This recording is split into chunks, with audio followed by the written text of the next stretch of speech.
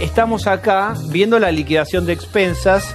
En realidad es el presupuesto que se presentó esta tarde en el Congreso. Está con nosotros Guido Sandleris, que es el jefe de asesores del Ministerio de Hacienda. ¿A cuántos metros trabajás de Nicolás Dujovne? Muy cerquita. Muy cerquita. Una corrección, digo, no es la liquidación de expensas, es lo que planeamos hacer el año próximo. Pero está bien, pero la gente entiende si vos decís plomería tanto, gasto. Veamos un poco los rubros.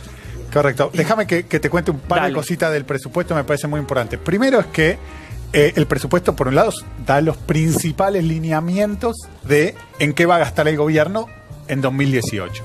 Y también es donde se presentan las proyecciones macroeconómicas de qué va a pasar con la economía en 2018. Y en ese sentido el presupuesto trae buenas noticias, ¿sí? Este año va a terminar con un crecimiento de cerca de 3%. Para el año que viene proyectamos un crecimiento de 3,5%. Sería la primera vez de 2010-2011 que la economía argentina crece 2 años seguidos, ¿sí? Están dadas las condiciones para que crezca muchos años seguidos. ¿Cuánto crecía más o menos en 2014, 2013, 2015? Argentina viene de tener un récord triste. En los últimos 5 años tuvo 3 recesiones. ¿Se acuerdan que teníamos ese fenómeno que en años electorales crecía y al año siguiente se caía? Era porque tenía un crecimiento en los años impares que era insostenible. Eso terminó.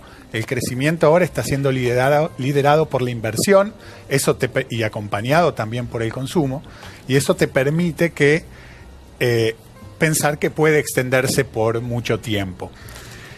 Del lado de las prioridades del gasto que refleja el presupuesto, creo que lo más importante es que los 2 rubros que más crecen es el gasto social y el gasto en infraestructura, ¿sí? ¿Qué es lo que baja?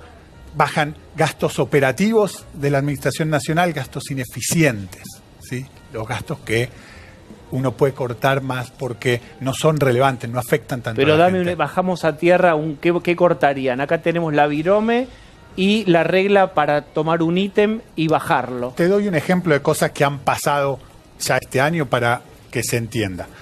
Cuando esta administración construye 1 kilómetro de ruta nueva, ¿sí? El ahorro ahí en el costo. El costo de cada kilómetro nuevo de ruta es 1.300.000. Cuando lo hacía la administración anterior, entre 2012 y 2015, en promedio, el costo era $2 millones, ¿sí? 50% más casi. Entonces, eso te permite, hay un montón de sectores en donde se permite ir generando ahorros. Bueno, vamos a tirar ahí una sábana blanca que Cristina usa de fantasma y atiza un miedo genuino de los argentinos que vivimos algunos años ya suficientes para ver lo que pasa con las tomas de deuda. El gran cuco hay 2, digamos. Uno enuncia a Cristina, se viene un gran ajuste, y el otro están endeudando a la Argentina muy peligrosamente. ¿Cómo se traduce eso en el presupuesto? Mirá, ¿qué impacto tiene y qué impacto va a tener?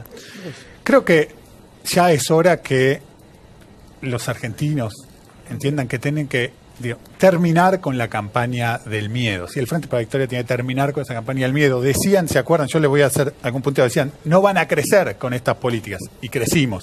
Decían, la inflación no va a bajar. Y la inflación está bajando.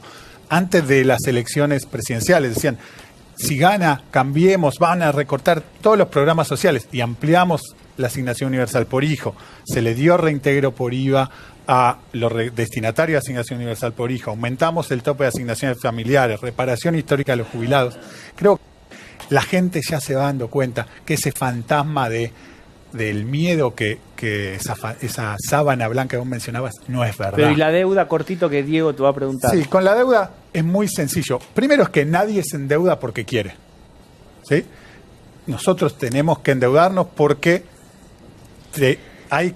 nos dejaron una enorme cantidad de deudas de infraestructura en Argentina y deudas sociales, ¿sí? Rutas en mal estado, población que no tiene cloacas ni agua potable. Entonces, lo que este gobierno está haciendo es cambiar un poco de deuda financiera para poder ir resolviendo estos problemas de infraestructura. ¿Cuán pagable es? Si yo te digo, porque hay una frase que aprendí el otro día, estoy contentísimo con esta frase y fuerzo conversaciones que no tienen nada que ver, simplemente para exhibirla, que me la dijo, no voy a decir un economista que vino a otro programa y me dijo, la deuda de hoy son los impuestos de mañana.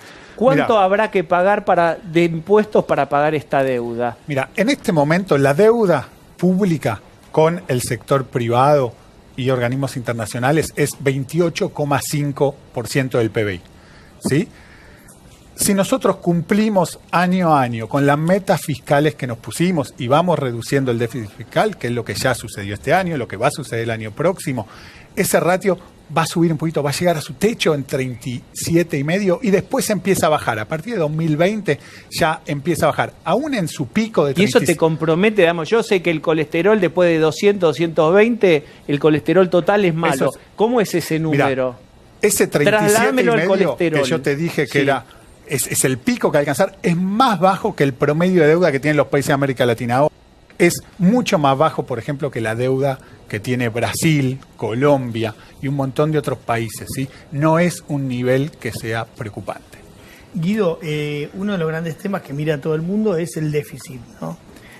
Obviamente hay una posibilidad, hay en general todos los gobiernos de gastar mejor, de ser más eficiente en el gasto y reducir una parte del déficit. Ahora, la sensación que hay es que como que se requiere una estructura, reestructurar el Estado para bajar el déficit, y eso pareciera que todavía no está.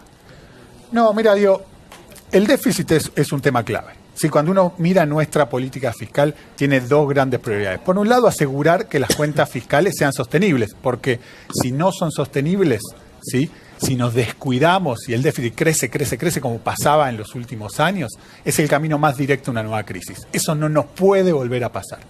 La otra prioridad es resolver estas deudas de infraestructura y sociales que tiene Argentina, ¿sí? Entonces, no hace falta reestructurar todo el Estado para que el déficit baje. Ya bajó, ¿sí? En el 2015 era 5,4% del PBI, el año pasado fue 4,6%, este año va a ser 4,2%, el año que viene va a ser 3,2%.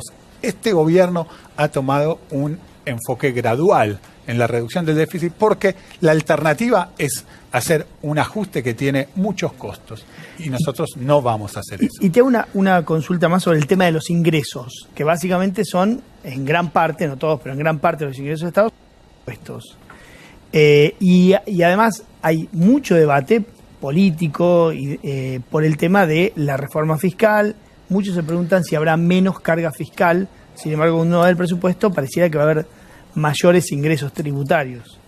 Sí, la presión tributaria en Argentina es alta y la verdad es que nos gustaría ir reduciéndola, pero nos parece más importante lograr asegurar la sostenibilidad de las cuentas fiscales. Igualmente, cuando uno mira en términos del producto, uno mira la presión tributaria, va a bajar el año que viene con respecto a este y ya bajó este año con respecto al año pasado. Va a preguntar Luciana Vázquez en la pregunta express y en la respuesta express. Pregunta express, ¿cómo va a evolucionar hacia el año que viene el porcentaje del gasto público en educación respecto del gasto público total? Este año es de 6,8. Sí. ¿Cómo sigue hacia adelante? Que quede todo bien claro, el gasto en educación en el año próximo, ¿sí?, va a crecer casi 22%. La inflación proyectada es mucho menos que eso, va a estar creciendo en términos reales el gasto en educación. Y ¿sí? Ciencia y tecnología lo tenés porque el gasto de capital en educación, ¿sí?, la inversión en educación casi se duplica en 2018 en relación a 2017. El gasto en ciencia y técnica, me decías, va a estar creciendo. El gasto del Ministerio de Ciencia y Tecnología va a estar creciendo 17,9%, también más de lo que va a ser la inflación. Crece en términos reales. Bien, podríamos seguir, preguntarle si va a ser 17, si seguro, si perdería un puntito. No podemos. Viene el debate de educación. Gracias, Guido, por estar. Muchas gracias. Otro día venís. Cuando quiera.